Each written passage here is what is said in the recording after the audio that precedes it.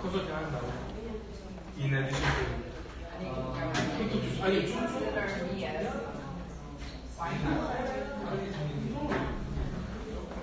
그게 통 아저씨들이 산다는 뭐 문화처럼 누구는 여기 미술이 뭐 하고 뭐 어떻게 좀 위험해야 돼.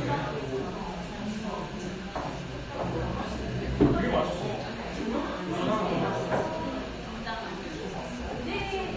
이거 이거 만든 거예요?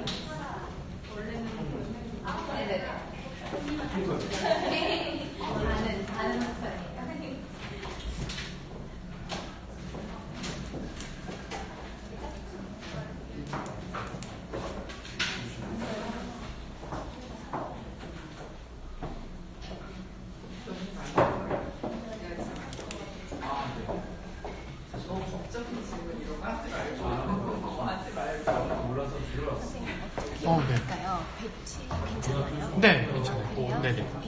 네네. 네네. 네네.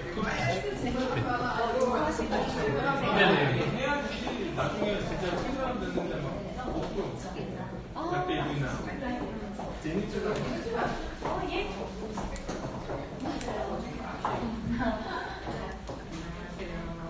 와, 예. 저희 멤버입니다. 아, 네. 아, 예, 예. 저도.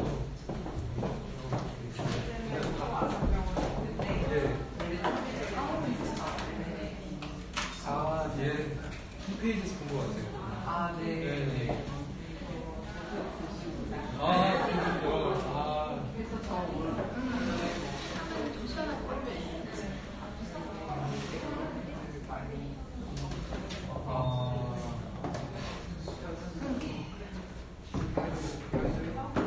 저건 지금 어떻게 하세요? 지금 아무 정도 트로드로 많이 하시겠어요? 네.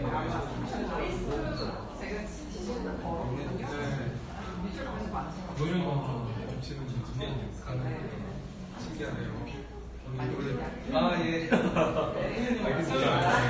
그냥 보시다가, 그냥 보시다가 이제 또, 진짜 합류해가지고 마시고, 다음 편에서 또, 전 초청 못 받았는데, 네. 저는 아마 없을 거예요.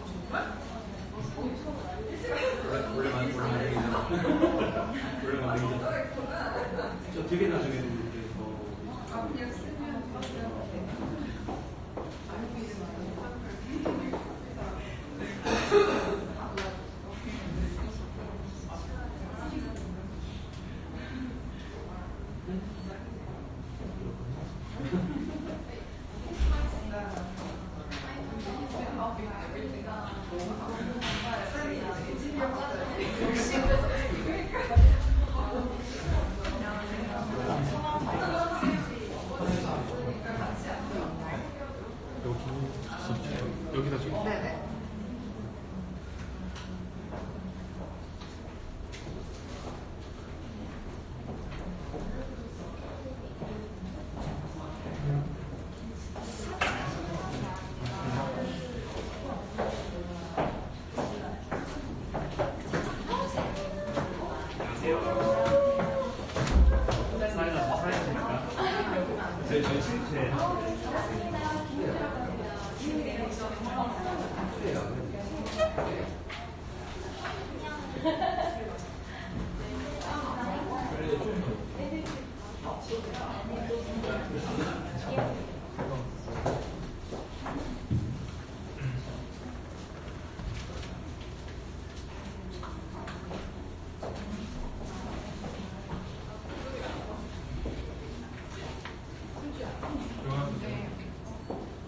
좀 편안해주세요. 감사합니다. 그리고 맛있게. 누나 여기 앉아.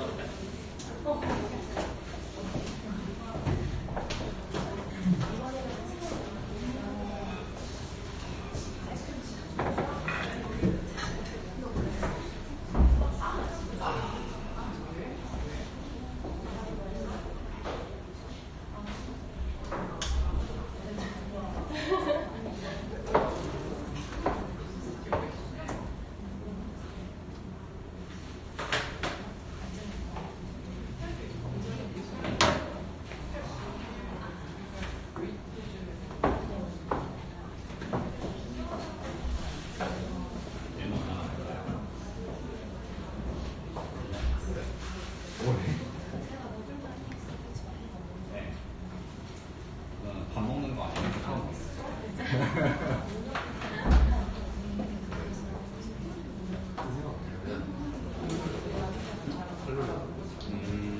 그쵸. 트렌드랑.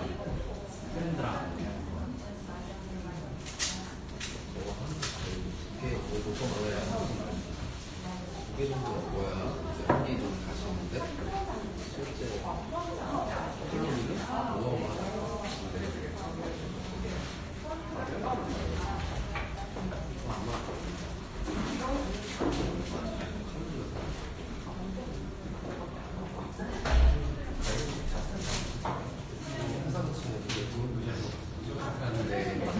아, 그럼 저희 여기. 뭘 먹어? 요즘은 안 불러.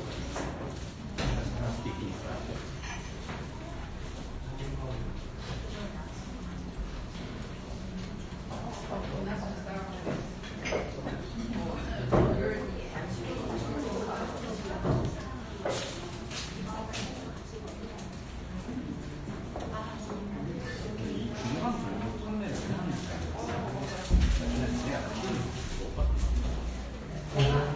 이게 사생활이고 외국 걸 바꿨더니 나가가 얼마나 서겠지만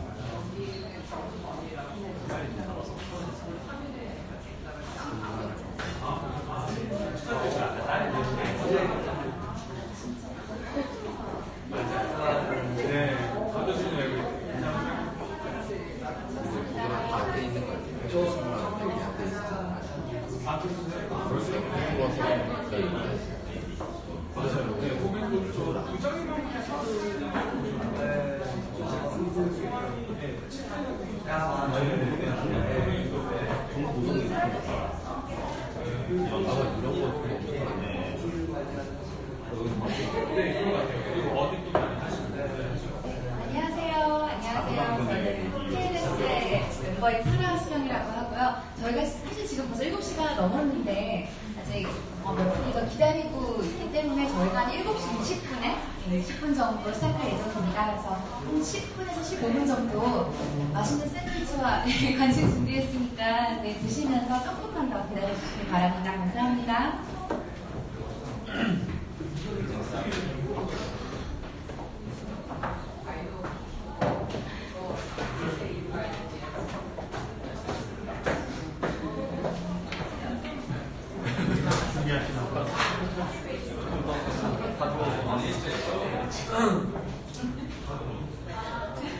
댓글 보겠어요. 저 와, 내리고 싶었어요. 끝나고 어디 식당 하는 시간 가진다는 게 시간 대신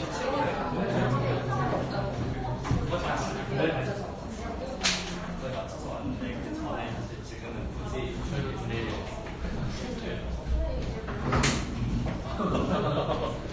어디서요? 저희 양평에서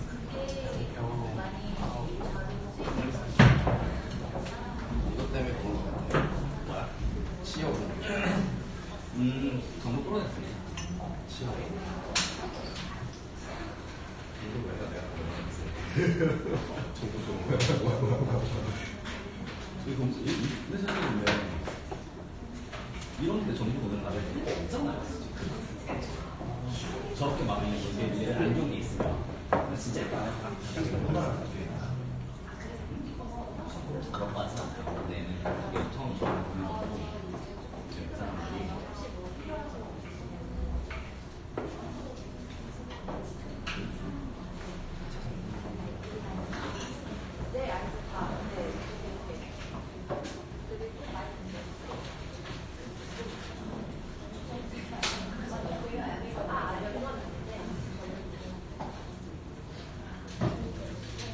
그러니까 뭔가 생각하게 되게 간지인 거죠. 그런 거죠.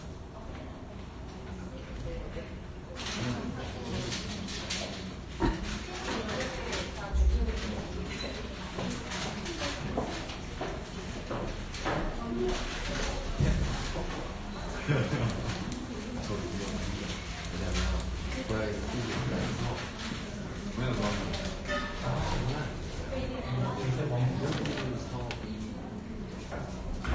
저는 진짜 크게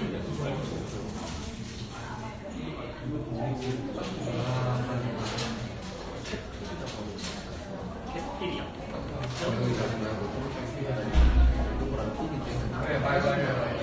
그런 거 컸어요. 하는 게 80만 딱 집에 태어나고 고향 오신 거 진짜요?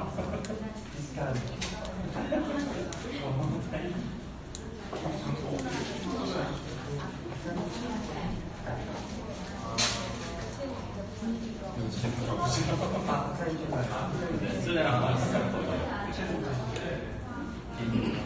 다이어트 내용감 기만데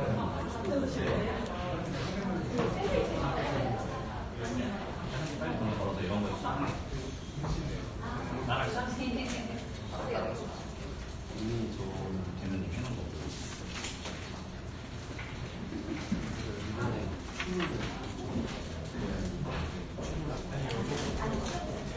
고양이 뭐래요?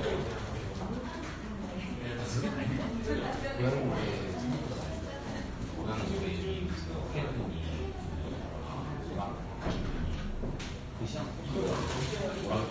고양이 노래는 그래요? 고양이가 거기서밖에 안 그래서 저는 안 키우니까 거기서 노래는 그 노래에 눈을 잡아서 사진을 썰어서 편하네요. 그래서 고양이들이 걔네들 배려하는 배려하는 이거 재밌는 거 같아요. 그러니까 그것도 그냥 사실 일본 콘텐츠를 하러 저랑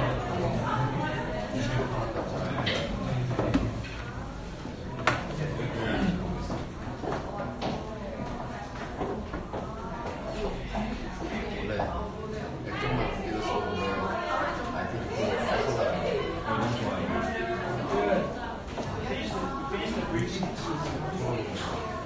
너무 아깝다. 진짜 조금만 더 추가하면 되게 할수 있어요. 지금 집에 아이패드가 이미 두 개 있어요. 옛날 이거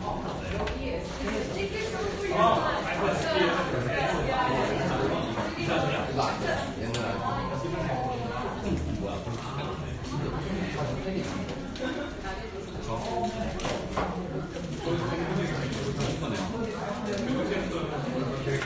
노트 안 가지고. 딴 거.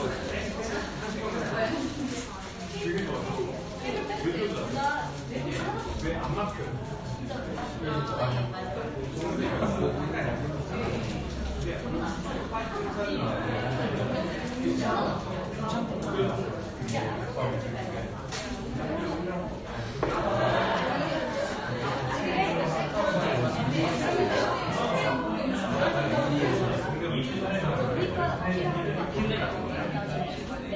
국내 파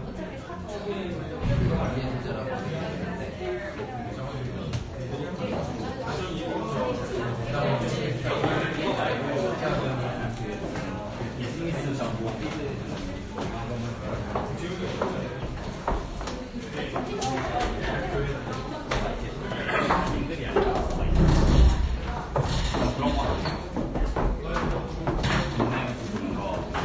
국내 부분 거 맨날 페북에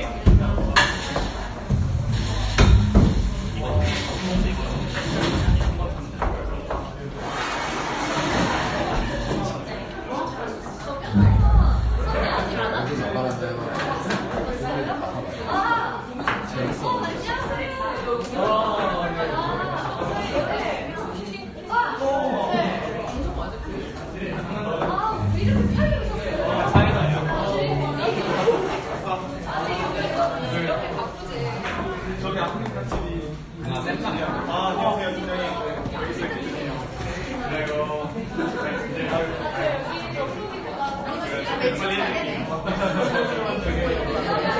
같은 분이면 되게 친한 저랑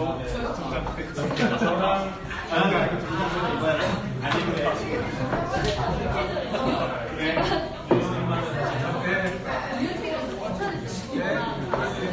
말을 지금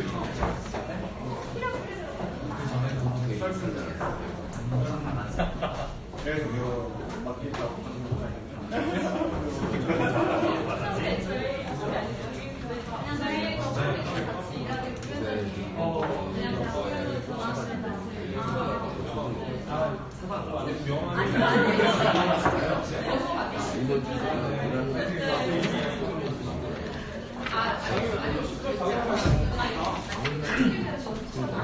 네, 빨간색 1명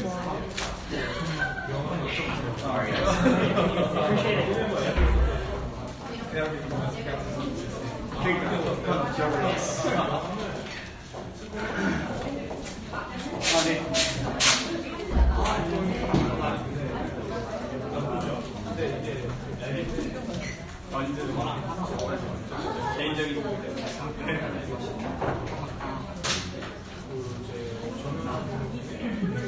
네네.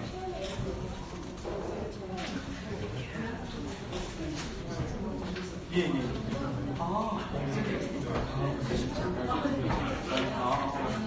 최근에 좀 오셨어요? 아니요.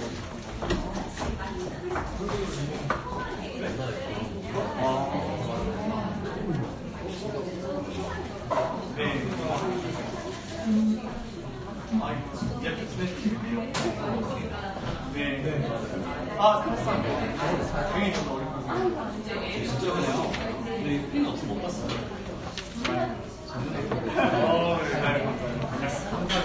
이런 거 어린 것 같네. 너보다 어린 줄 알았어. 깜짝 놀게 좋아해 주세요. 심지어 몇 박스 네.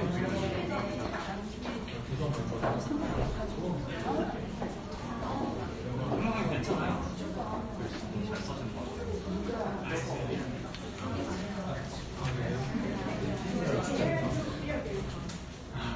갤럭시 정말 아프리카 TV가 좀 유명해요. 네. 진짜요? 헛소리 하면 안 되겠네.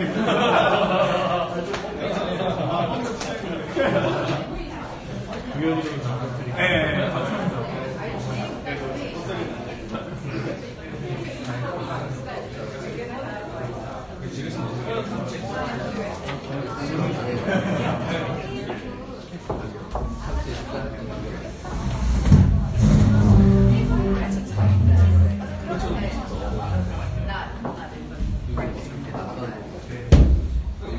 실물 백업이 있었어.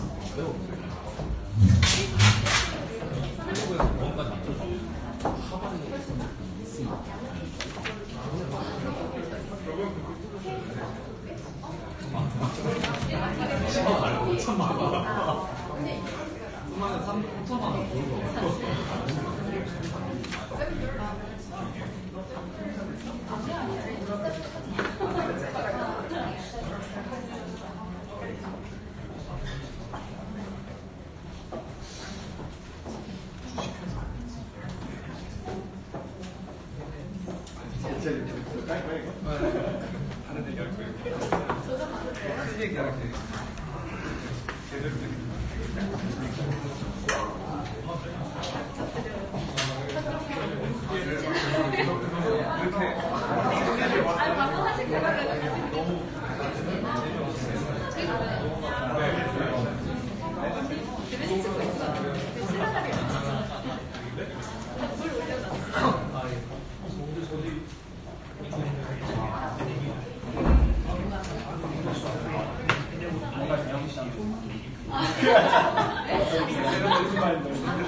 동아리 빨간색 뭐가 아까 왕쪽이 북한 없앤가요?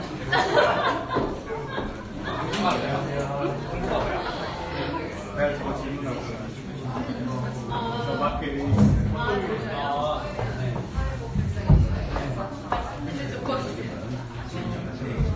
왜냐면 이제 주관적인데 대한민국 사회를 더 생각하시는 분들이 다양하고 한편으로는 의미 있는 문화를 완성하는 양만 건강이 안녕하세요. 사실대로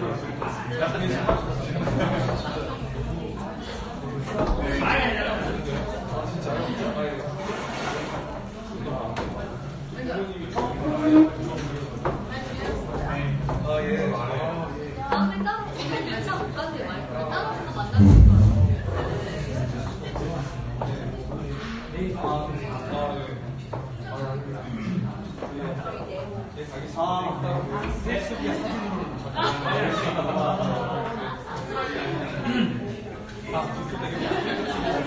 아, 네. 안녕하세요. 진짜 알죠?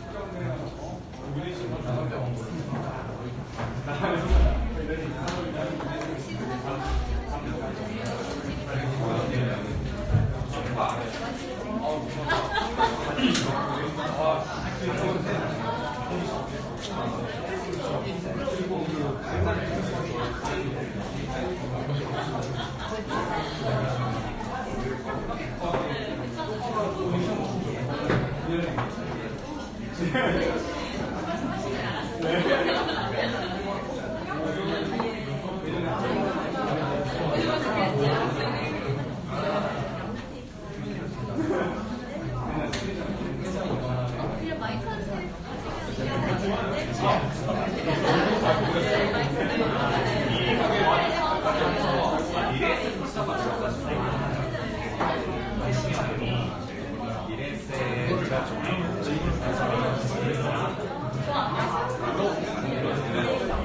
그게 또 들어오면 제가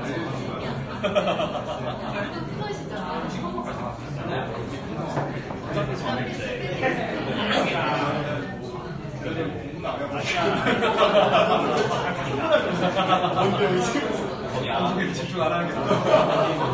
아니 자연스럽게 가는 우리는 찾고 있었잖아.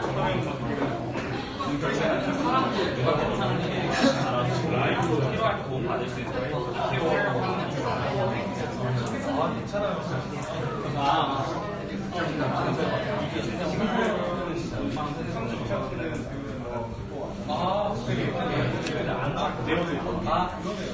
생각보다 중간중간 주말에 운동도 미리 말해드리면 부담을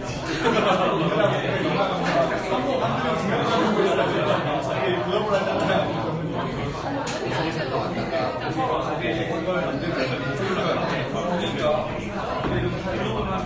네, 안녕하세요. 먼저 시작할게요. 이렇게 나와주셔서 너무 감사하고요. 제가 솔직히 한국말을 그렇게 못해서 제가 간단하게 영어를 우리 그 모임을 간단하게 소개해주고 그리고 이제 much better Korean speaker will introduce us. So thank you so much. My name is Mike Kim. I'm a board member of the Korea Leadership Society, and the reason that we started this organization was one goal. And that goal is, how do we connect young people in our country to great leaders like this? And so when I first moved to Korea 4 years ago, I wanted a comfortable space where young people could feel like they could connect with national leaders. And so every month we meet with congressmen or sometimes 연예인들, people that have influence, because we really feel that the next generation of leaders in Korea are right here. And so today we're really grateful for all of you guys for coming today. This is your time. So even though we're going to have a great moderating session, please take this time to ask any questions. We just had a really good coffee before, and he was so open to being able to share stuff in a comfortable situation. So thank you so much for coming, and I'll hand it over to you. Thank you. 안녕하십니까. 저는 KLS 코리아 리더십 소사이티의 보드 멤버로 있는 박지혁이라고 합니다. 여러분들이 우리 이름을 들었었을 때 코리아 리더십 소사이티 그럼 무슨 정치인을 키우는 그런 단체가 이런 오해를 하시는데 저희는 우선 비영리 단체고요. 저희들의 목적과 그 비전은 딱 한 가지입니다. 차세대 리더자 육성이고요. 그렇다면 그 리더자가 꼭 정치에 국한된 게 아니라 각계 인더스트리라든지 산업에 있어서의 모든 리더자 그쪽에서 리더자 위치에 우리 젊은 이제 제너레이션들이 갈 수 있도록 그 창을 만들어주고 소통할 수 있는 자리를 만들기 위해서 이런 단체를 만들었고요. 그래서 저희가 매달 이런 좀 토크 세션이 있습니다. 그래서 뭐 반드시 정치 관련돼 있는 분들만 있는 게 아니라 뭐 연예인들이라든지 아니면 기업인이라든지 그런 장소에 소통의 장소가 있으니까 많은 관심 가져주시고요. 저희 페이스북에 저희 KLS가 있고 또 포털 사이트도 있고 여러 가지 창구가 있으니까 많이 활용해 주시기 바랍니다. 오늘 뭐 여기서 또 아이스 커피도 있을 거고요. 그 다음에 세션이 좀 짧아요. 그래서 짧고 난 다음에는 자유롭게 또 가셔서 질문도 하실 수 있으니까 많은 소통 부탁드립니다. 감사합니다. 그러면은 오늘의 가장 중요한 인물 중에 또 한 분이죠. 마더레이터, MC분을 소개합니다. 김효주, 네, 여기 지금 저희 같이 보드 멤버로 계시고 있고 또 서울대학교에서 지금 사회복지 박사로 공부하고 계십니다. 네, 반갑습니다. KLS 임원이자 서울대학교 사회복지연구소에서 연구원으로 일하고 있는 김효주라고 합니다. 오늘 세션은 이제 각 진영의 두 젊은 정치인 두 분을 모셔가지고 준비를 해봤고요. 바로 소개해 드리도록 하겠습니다. 두 분 나와주시겠어요?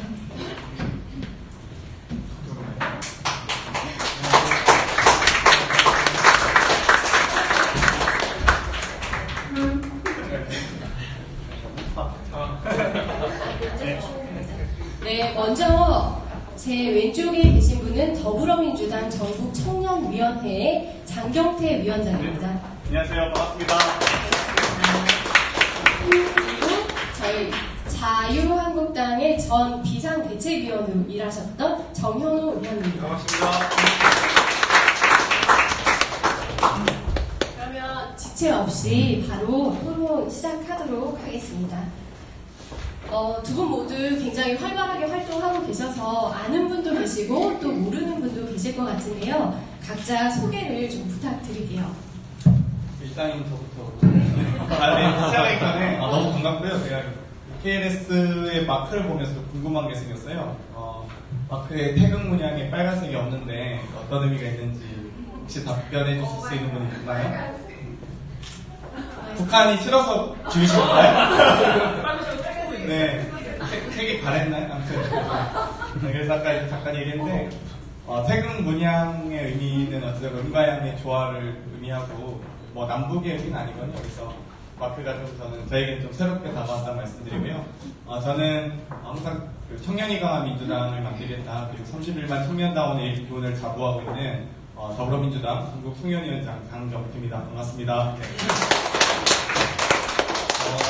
정당 활동 조금 스토리 정당 활동 한 지는 한 14년 정도 됐고요. 2006년에 됐으니까 저를 보통 지금 청년위원장 되기 전, 지금 제 돼서도 잘 모르시는 분 많은데 되기 전 그나마 알려진 한 2년 정도 됐거든요. 그래서 2, 3년 당내에서도 그래서 그 전에 한 11년, 12년 정도 무명에 그냥 아무 존재가 없는 청년 당원으로서 열심히 살아왔어요. 그래서 많은 친구들이 나 민주당 활동한다 그러면 도대체 너 거기서 뭐하냐 되게 한심하게 보고 도대체 청년 당원이란 존재도 없고 존재감도 없는데 그런 활동들을 어떻게 다들 이제 좀 한심하게 보는 시각도 있었고요. 정치 활동 혹은 청년 정치란 영역 자체가 없었기 때문에 그런 부분에 대해서 다들 좀 이해 불가한 생각들 많이 했었는데 저는 그렇게 생각한 것 같아요. 그러니까 새로운 영역을 만들어가는 게 대단히 의미 있다고 생각하고요.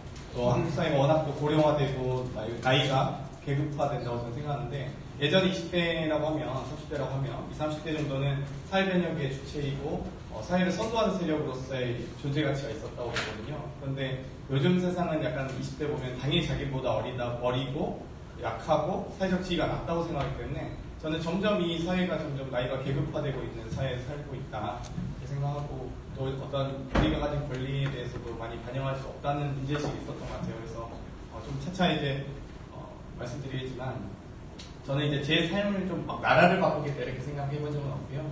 제가 이제 집이 좀 어려워지고 배타면서 돈을 좀 모아서 대학교 오게 된 과정들을 하면서 내 삶을 좀 바꾸고 싶었다는 생각 많이 한것 같아요. 그러니까 내 삶 좀 낫게 만들고 싶다. 그러니까 최소한에 가지고 있는 어떤 인간으로서의 권리 정도는 누리고 싶다는 생각 많이 했고요. 그래서 학교를 자퇴하고 대학을 옮기고 돈을 대학생의 삶보다는 알바생으로서의 삶, 예를 들면 하루에 일과가 3시간 수업 듣고 8시간 아르바이트 해야 되니까 내가 대학을 다니기 위해서 아르바이트 하고 있는지 아니면 알바를 하다가 대학교를 취미생활로 가는 건지 이게 헷갈릴 정도로 어렵게 대학교를 나오게 됐고요. 하지만 이 나오는 과정에서 혼자 잘 살기보다는 내가 언젠가 또 나와 같은 일을 겪어야 되는 사람들의 문제를 좀 관심 있고 또 사회를 그걸 개선해가는 과정들이 의미 있다고 생각해서 학생회장하고 시민단체장하고 그러다가 정당 들어오게 된 거죠. 항상 시민단체 학생은 목소리를 낼 수 있는데 이 제도를 바꾸는 데는 역할을 할 수 없거든요. 그래서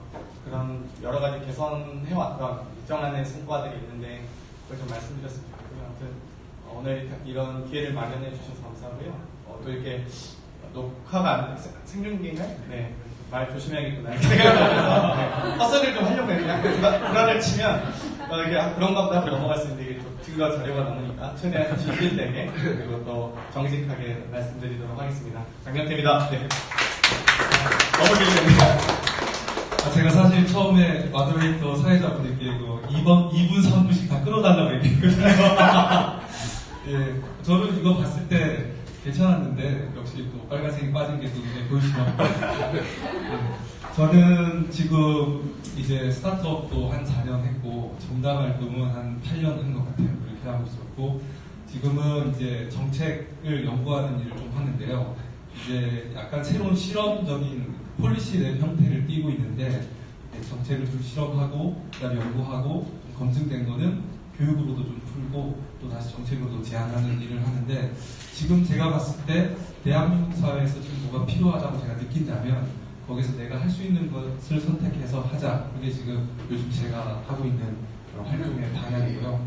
그리고 이제 정당 활동 그렇게 하고 좀 전에 작년 8월에 자유한국당이 좀 거의 보수의 괴멸 위기가 있었는데 그때 비상대책위원회가 이제 열렸고 저희가 합류했고 올해 2월 27일 날 새로운 지도부를 이제 출범시키고 나왔는데 저희가 들어갔을 때 정당 지지율이 한 10%대였거든요. 그래도 나올 때는 33%까지 하고 나왔습니다. 뭐 저희가 다 했다는 건 아니고 감사합니다. 간단한 자기소개를 부탁드렸는데 이 스토리까지 요약적으로 말씀해 주셔서 잘 들었습니다. 장경태 위원장 같은 경우는 그러니까 정당 활동을 하면서 정당에 소속돼서 이제 정치 활동을 계속 하셨던 거고요. 정현호 위원 같은 경우는 이제 비대위에 잠깐 계시다가 지금은 이제 청년 정책 관련한 NGO에서 이제 일을 하고 계신다라고 말씀을 하셨는데, 네, 각자 그럼 소속된 곳은 무엇을 하는 곳인지, 어디에 포커스를 좀 두고 있는지가 좀 궁금하거든요. 나눠주실 수 있을까요? 네. 저는 이제 정책벤처라는 스타트업 회사를 이제 운영하고 있는데, 약간 이제 하게 된 좀 계기가 있습니다. 저는 이제 2012년도에 이제 대통령 선거가 있었잖아요. 13년도에 이제 박근혜 정부가 출범했는데, 그때 이제 정부에 합류를 해서 그 인수위원회라는 그 기구가 있었습니다. 그 기구가 하는 일은 정부 5개년 계획을 세우는 일을 하는데, 거기서 청년 정책을 담당하고 그리고 대통령 직속 청년위원회를 설립하는 일을 좀 했었는데, 지금의 그 기구가 일자위원회로 바뀌었죠.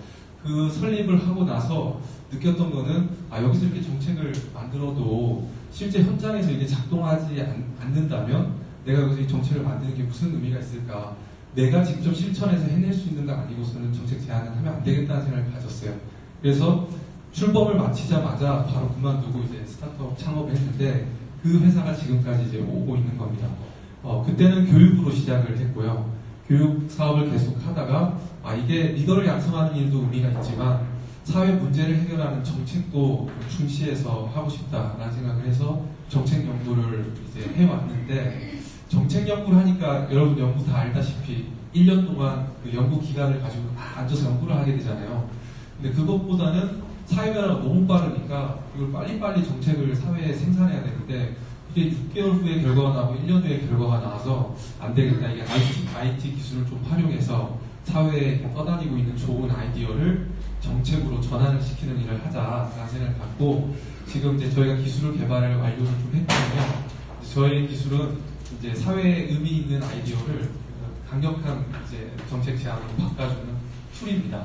도움을 주는 툴을 생산해서 사회의 정책 생산을 높이는 그런 일을 이제 하고 있습니다.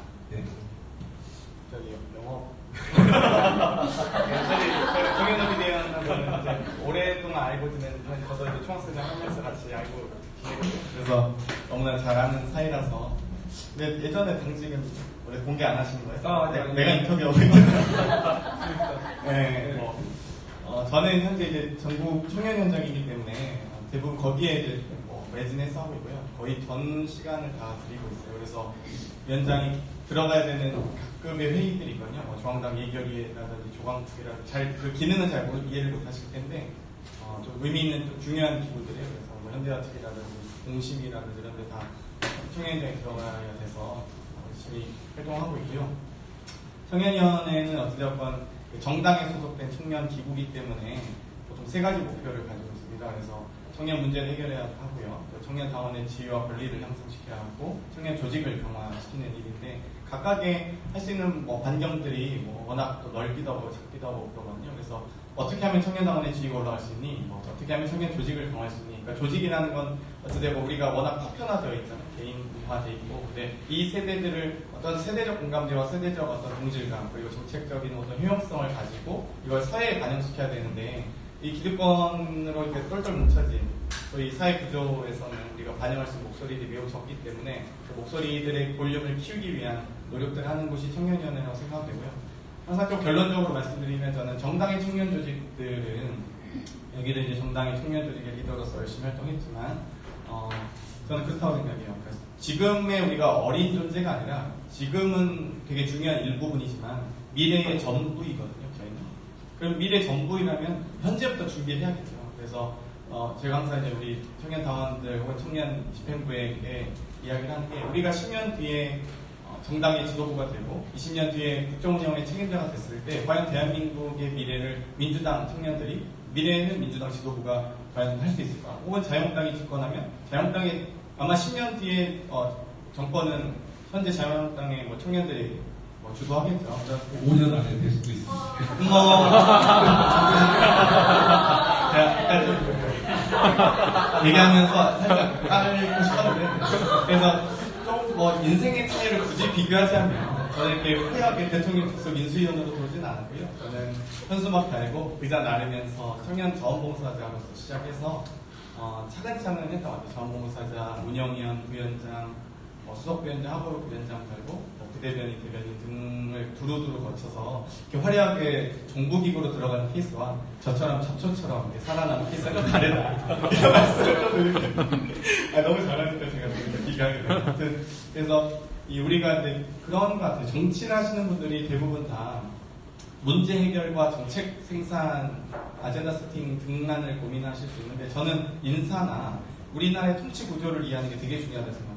그러니까 항상 청년 정치인들이거나 혹은 좀 정치를 바라보시는 분들이 뭐야 정치는 그냥 자기들의 이익 다툼이 되게 주요하고 많지 않나 대부분이지 않나 이게 아니라 결국 대한민국을 통치하고 운영하고 국정 운영을 해야 되는 사람들이 지금도 준비해야 되잖아요. 지금 20대가 앞으로 30년 후에 국정 운영의 책임자가 됐을 때 우리 세대가 만약 한 30년 뒤에 국가의 주도층이 됐을 때 누군가 환경부 장관을 해야 될 거고요. 누군가는 통일부 장관을 해야 될 겁니다. 그럼 지금부터 전문성 갖춘 20년간 꾸준히 준비해서 누군가는 통일 관련된, 누군가는 국토교통에 관련된 국토 전문가, 교통 전문가, 주택 전문가, 복지부 전문가 등이 되어가는 이 과정들을 머릿속에 그리면서 정치활동하는 거예요. 물론 아닌 사람도 있죠. 되게 그냥 사람 만나는 거 좋아하고 술 좋아하고 그렇게 하는 것도 할 수 있지만 그래도 미래 리더가 되고자 하는 지도자를 꿈꾸는 청년들이라면 정치는 그냥 이익 다툼이 아니라 대한민국 사회가 나아가야 될 방향과 그 주도 계층, 주도자가 누가 될 것인가를 고민하시는 거라 생각하면 될 것 같고요. 제가 나중에 이제 청와대 비서실장 정도 하면 우리 한번 국지부 장관 정도 고민을 해보면 좋을 것 같아요. 네. 저는 잘 모르시는 것 같아요. 네, 현재 소속된 곳에서 무엇을 하는지, 어디에 포커스를 두고 계신지 여쭤봤는데 또 그 미래 얘기까지 또 나눠주셨는데 두 분 다 각자의 기관에서 중요한 일을 하고 계시는 것으로 이제 정리를 하겠습니다. 흔히 왜 정치를 한다고 하면 뭔가 큰 일을 하는 사람, 또 어려운 길을 가는 사람이라는 인식이 있는데요. 이 두 분의 좀 젊은 시절 얘기를 들어봤으면 좋겠어요. 아까 장경태 위원장께서는 잠깐 짧게 말씀을 해주셨는데 두 분 모두 대학 시절은 어떻게 보내셨는지 궁금합니다. 예, 저는 한양대학교에서 이제 제가 학생회장이 됐습니다. 근데 저는 이제 편입생이었어요. 그 편입을 하고 학교에 두고 왔는데 그때 등록금이 비싸서 친구들이 괴로워하는 걸 좀 봤습니다. 근데 제가 공부는 엄청 잘 하지 못할 수도 있겠지만 내가 친구들을 참 좋아했고 내가 이 친구들의 문제를 같이 함께 해결한다는 거에서 나설 용기는 있다. 내가 나선다면 도와주겠냐? 그랬더니 도와주겠대요. 출마했더니 내 팀이 나와가지고요. 굉장히 쉽지는 않았는데 재학생이 아니었으니까 조금 쉽지는 않았는데 됐는데 그때 그 2011년 해가 학교하고 등록금을 협상하는 위원회가 처음 설치되는 해였거든요. 그때 이 위원 구성을 어떻게 하느냐에 따라서 저 다음 임기에 들어오는 회장이 그 구조 안에서 이제 협상을 하겠더라고요. 그때 이 결정이 참 중요하겠다라는 느낌을 처음 받았고 이게 제 혼자 학교 안에서 협상하는 건 한계가 있다는 느낌이 들어서 옆에 학교로 막 연락을 했습니다. 그래갖고 서울에 있는 총학생회를 다 연락해서 모았어요. 모아가지고 우리가 같이 연대에서 이 문제를 해결하자 이렇게 하다가 자연스럽게 서울시 학자금 대출 이자지원 조례를 통과시키게 됐는데 그래서 이제 서울에 사는 사람이거나 서울에 있는 대학을 다니는 사람이 학자금 대출을 받으면 서울시에서 이자지원을 받을 수 있게 됐거든요.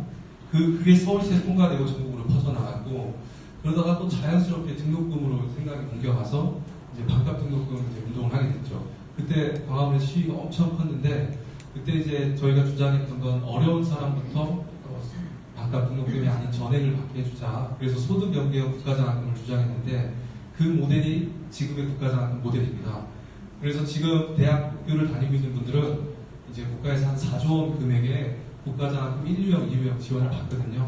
그게 저희가 이제 협상을 했던 모델이고 디자인한 모델인데 그게 2011년도에 안착이 돼서 지금까지 왔고 12년도에 MB정부 때 11년도에 12년도에 도입이 됐는데 박근혜 대통령 이제 대선 공약을 넣고 정권이 출발하면서 이제 그 제도가 지금 안착이 됐죠. 물론 동의하지 않는 모델이실 수 있는데 예, 그게 지금의 한국장학기관 모델입니다. 그렇게 하다가 자연스럽게 이제 청년 기숙사 설계하는 것도 좀 하게 됐고요. 그래서 홍제동에 연합기숙사라는 게 있습니다. 그 지역 반경 10km 내에 대학교에 있는 친구들이 기숙할 수 있는 학교인데 그 모델을 이제 설계하고 이제 그렇게 하면서 자연스럽게 이 정책이라는 게 굉장히 많은 사람한테 혜택할 수 있구나 그런 생각을 갖고 계속 정책을 좀 중요시하는 활동을 지금까지 해오게 됐습니다.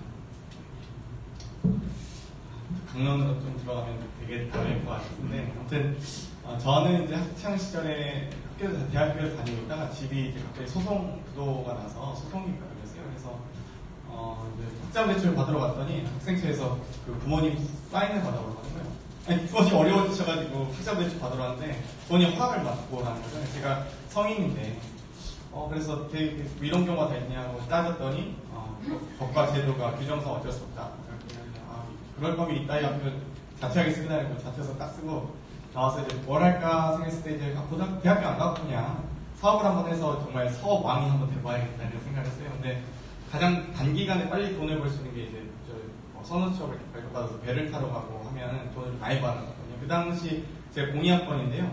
2002년도에 최저시급이 첫 시행되는 과정이었고 아마 제 기억엔 1,500원 정도 됐던 것 같아요, 시급이. 그래서 이제 그걸로는 이제 월급 알바비 벌어봐야 한 50만 원에서 60만 원? 하루에 한 8시간 노동을 해도 그 정도였고 그래서 빨리 단기간에 벌 수 있는 것들이 대부분 다 막노동 쪽이었고 그래서 부산에서 이제 좀 살다가 이제 돈을 모아서 이제 사업을 하려고 했는데 한국사회에서 고졸로 살 수 있는 정말 어렵거든요. 고졸이라는 삶이. 그래서 대학을 가야겠다 이제 다시 결심을 하고 그 돈을 이제 모아서 이제 전국에서 가장 저렴한 학교를 갔어요. 서울시립대를 가게 됐는데 장학금도 준다고 해서 갔는데 학점이 안 좋으니까 바로 잘리더라고요. 그래서 장학금 잘리고 그래서 제가 항상 학교 다닐 때 진짜 이 3시간 수업 듣고 8시간 아르바이트 하면서 학교를 다녔어요. 그래서 집에서도 돈을 못 받으니까 제가 제 삶을 개척하기 위해서 노력했던 거고요.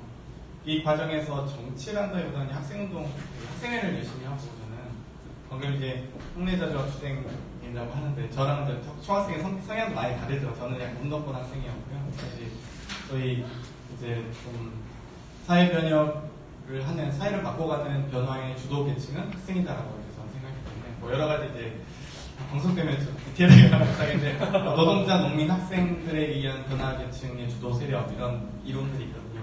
막스레니지까지 가진 않지만 어찌되건 그래서 그런 고민하면서 학생운동을 하다가 이제 이렇게 정당에 오게 됐어요. 그래서 과연 이제 어떤 걸 바꿀 것인가 이런 고민했을 때 자본주의 시장 체제에서 교육은 대단히 중요하다고 생각해요. 그러니까 우리가 사회에 경쟁하고 진입하려고 하는데 그걸 교육이 그 출발선에 세워주는 거잖아요. 그리고 거기서 도태되신 분들이 사회복지 제도를 통해서 다시 사회 시장에 재진입하는 과정을 겪는다고 보는데 저는 제가 돈을 떼먹겠다 한 것도 아니고 그냥 누군가가 그 당시 빌려만 주면 정말 저 학교를 가고 싶었는데 아무런 어떤 제도적 정치들이 없더라고요. 그래서 그러면서 이제 교육재정 6% 확보 운동이라든지 그런 바깥등록금 네트워크 2007년부터 제가 2008년 총학생하고 2012년 하셨나요? 11년인가요? 되게 늦게 하셨네요. 그래서 제가 그때 2007년부터 이제 반값등록금 네트워크 등 이제 반값등록금 운동을 시작했는데 정확하게 스토리는 2010년에 6.2지방선거 때 서울시원 비례 후보로 나갔을 때 제가 반값등록금 지원 조례 재공약이었어요. 비례 그 시원 후보는 하나씩 그 공약을 만들 수 있거든요. 공약을 내세울 수 있고 그래서 저는 당연히 청년 후보였기 때문에 반값등록금 이자 지원 조례를 했고 그 제도 설계도 제가 했고요. 그래서 그리고 2011년에 그게 이제 박원 시장님이 탄생하면서 서울시립대학교 반값등록금이 시행이 되죠. 제가 이제 시립대 졸업하고 나서 이제 시장님하고 했었고 그래서 이자 지원 조례는 12년 아마 제 기억 6월인가 8월에 서울시에서 통과하게 되는데 이 과정에서 2011년 당시에 이제 등록금에 대한 논쟁도 있었어요. 그러니까 소위 2007년, 2008년에 이제 이명박 정부 들어오면서 얘기 꺼내서 반값등록 얘기 꺼내서 불편하게 되는데 그때 2008년에 이명박 정부 들어오면서 ICL 제도, 그러니까 소위 저희가 이제 그 참여정부 때, 노무현 정부 때 주장했던 거 등록금 후불제에 대한 제안이었고 등록금 후불제라는 건 지금 등록금 내는 게 아니라 학생이 경제활동 인구로 들어갔을 때 취업 이후에 후불적으로 내는 돈을 의미했기 때문에 거기에 대해서 무이자로 지원을 해주는 거거든요. 그러니까 무이자 대출을 해서. 근데 이제 ICL이라고 해서 거의 16%까지 정말 취업부 상환제 들어가는데 계속 누적돼서 그러니까 그 해당 대출을 받을 시점부터 해서 계속해서 그 제도설계를 시키는 거예요. 그래서 진짜 이거 너무했다. 아니 학자금으로 사실 무슨 이게 대출 장사를 하는 것도 아니고 그래서 이제 저는 MB 정권과 많이 반대된 의견을 내고요. 그래서 그냥 실효적으로 등록금을 어떻게 하면 낮출 수 있을까를 고민했고 그리고 이제 방금 등록금 심의위원회 구성도 얘기했는데 2006년에 이제 사학법 개정안 통과되면서 각각 대학평의회와 대학교내 심의위원회가 건설이 되는데 그때 하도 이제 대학교에서 재단에서 안 해주려고 하다가 10년, 11년 이때 딱 생겨요. 그래서 정말 뭐 대부분 다 좀 누더기 법안이기도 했지만 뭐 그렇게라도 잘 생겨서 다행이다 생각하고 학생들의 권리와 의사가 학교 내에 반영되는 게 대단히 중요하다 생각하는데 저희가 방송을 같이 해서 맨날 이걸로 가지고 토론하는데 그런 과정이 있었습니다. 그래서 저는 이제 대학생 시절만 얘기하면 이제 정치까지 얘기해서 죄송한데요. 어찌되었건 이런 우리 삶을 바꾸기 위해서 노력했던 것들이 저희만의 성과가 아니라 우리 모두의 성과라고 생각하거든요. 그렇기 때문에 뭐 제도에 대한 생각은 다르지만 국가대학교 밀리 유형이라고 해도 저희도 양보한 거고 어찌되었건 학생들의 삶을 개선하는 과정이 중요하다고 보기 때문에 저는 그런 이 정치적 흐름이 서로의 어떤 양 날개에 의해서 날아갈 수 있다고 생각합니다. 그래서 아름답게 마무리하려고 하니까 네, 얘기 더 해도 되죠. 12년도에 국가장학금이 통과됐으면 혜택을 받으셨을 텐데 저희가 통과시켜가지고 그렇게 됐고 이자지원 조례는 공약은 하신 거지만 관철은 저희가 했거든요. 그때 설계 다시 해가지고 그때 내용이 반영이 잘 된 건지는 잘 모르겠습니다. 하여튼 그랬고 운동권 얘기를 하셨는데 저는 그렇다면 학생권이었던 것 같고요. 노동운동 얘기를 하셨는데 제가 편입제로 출마했던 계기도 학교 안에 정당들이 막 등장하고 그랬거든요. 그거는 저는 좋게 보진 않았었어요. 그래서 이게 학생의 강령을 다시 써야겠다. 그래서 강령을 다시 써가지고 전국에 배포하고 그 조직이 한 5년 갔거든요. 그게 이제 전국대학 총학생 모임이라고 하는데 거기에 이제 우리의 정당성을 어떤 사회 정치적 이념에서 가져오지 않고 우리의 민주적 정당성은 학내로부터 온다는 것을 확인한다. 이게 저희의 1번이고 2번은 대한민국 역사에 이제 학생의 운동이 사회적 책임을 다했기 때문에 우리의 책임도 학교 안에서 학교 밖으로 확대한다. 이게 이제 강령 2번이었습니다. 그래서 사회 연대투쟁을 해야 되는 당위성을 그렇게 정립했는데 근데 첫 출발은 학내여야 된다. 이게 저희의 기본 모토였고 그게 아마 이때 하셨던 거랑 조금 달랐던 것 같고요. 그리고 저희의 이 모토가 한 5년간 전국적으로 지표적으로 더 널리 펴졌는데 그 이후에는 이제 또 흐름이 끊겼습니다. 네. 두 분 모두 관점은 다르지만 어쨌든 대학 시절부터 대학생들이 당면한 문제에 대해서 이제 바꿔야 된다고 인식을 하고 그것을 바꿔 나가기 위해서 실천했다는 것, 실행에 옮겼다는 부분에 대해서는 두 분 모두께 박수를 드리고요. 그렇죠. 응당 이제 대학생들이 그렇게 이제 시작하는 게 이제 정치에 입문하는 시발점이 되는 것 같기도 한데요. 이제 두 분께서 그런 활동들을 하셨는데 실제 정당인으로 혹은 뭐 대통령 인수위로 들어가시게 된 특별한 계기가 있으셨는지 좀 궁금하거든요. 그 부분에 대해서 간단하게 말씀해 주시면. 계기요? 예.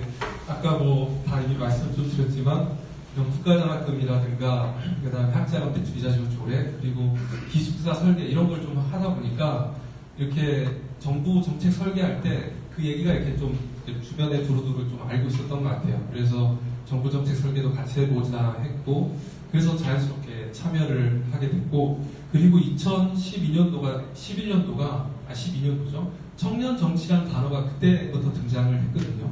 과거 뭐 김영삼 대통령도 젊은 때 정치했다지만 당시에 청년이라는 단어를 앞에 붙이지는 않았잖아요. 12년도에 청년 정치라는 게 시작됐고 정부기구의 청년 조직 정부기구가 생긴 건 그때가 처음이거든요.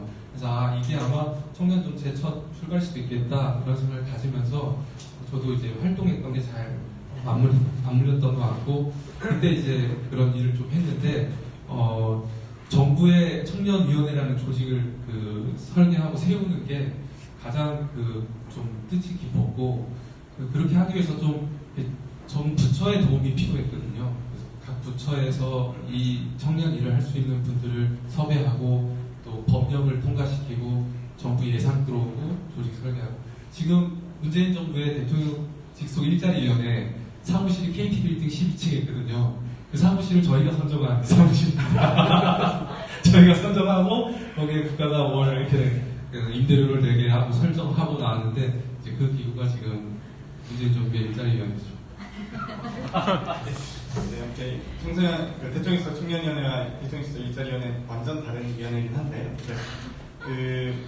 저는 이제 정당 활동하게 된 게, 저 이제 총학생장, 2008년에 총학생 할 때, MB 집권 1년차였죠. 이명박 정부 들어서서, 그때 광우병 시위가 있었어요. 그래서 광우병식을 막고자 하는 대학생연대의 대표, 서울대표로서 저 활동을 했고요.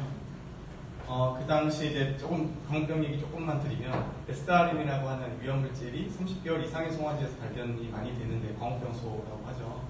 근데 우리나라 유독 일본이나 다른 나라들 대부분 20개월 미만의 어린 송아지들을 수입해서 국민의 건강권을 보호하려고 노력했는데 유독 그 당시 정부가 30개월 이상의 소까지도 허용을 대폭 허용하면서 같이 골프 치고 이렇게 다니고 미국 갔다 오시더니 갑자기 그 위험한 송아지들 들어오시겠다 해서 저희는 반대 운동을 했습니다. 그래서 광화문에서 열심히 6개월 정도 전 집회를 했고요.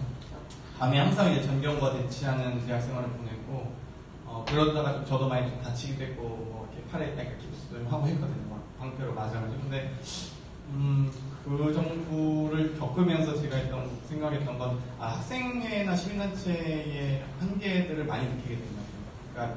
그러니까 사실 정경들도 사회적 약자고, 시민들도 사회적 약자인데, 왜 우리가 여기서 부딪혀야 되지? 싸움은 원래 국회의원들이 하는 거예요.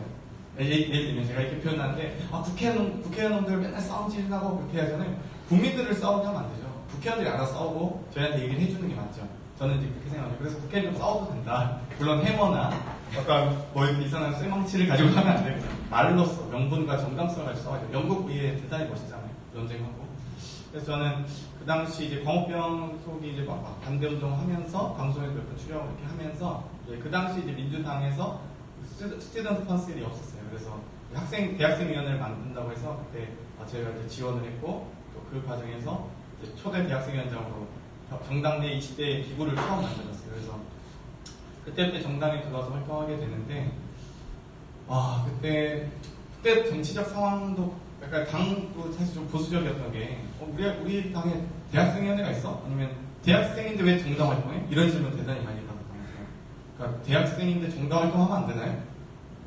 지금은 대단히 이제 자연스러운 분위기가 됐지만 그 당시 2008년만 해도 대학생이면 그냥 공부나 할 것이지 니들이 뭘 알아? 약간 이런 게 있었어요. 그래서 니들이 뭘 알지 모르지만 그래도 최소한 저희도 민법상 성인으로서 선거법상 유권자로서 헌법상 국민으로서의 권리와 지위가 있어야 되는데 그런 것들을 정당 내에 반영하지 못한다면 우리의 권리는 이제 죽은 것이다 그렇게 생각을 해서 저는 이제 대학생위원회 활동을 열심히 하게 되고요. 그 과정 이후에 뭐 청년위원회에서 또 계속 또 졸업하고 나서도 넘어오게 됐는데 가장 중요한 건 것 같아요. 저희가 항상 정치권에서 청년 정치 참여, 그러니까 청년 정치도 잠깐 얘기하셨지만 청년 정치는 워딩도 2011년 말쯤 나온 거거든요. 그 전에는